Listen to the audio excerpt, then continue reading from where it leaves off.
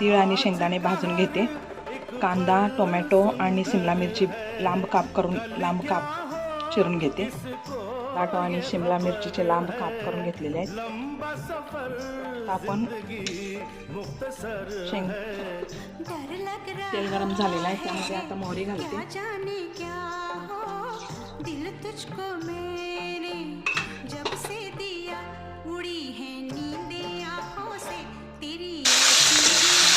हे चांगलं परतून घेऊया, लालसर होईपर्यंत सर्व परतून घ्यावे. आता ह्यामध्ये मी 1 चमचा मीठ घालते, म्हणजे लवकर भाजले जातील.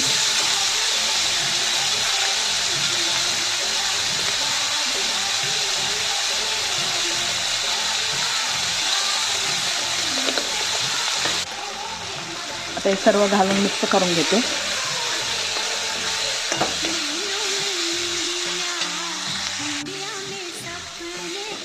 थोडंसं पाणी घालून हे शिजवून घेऊया.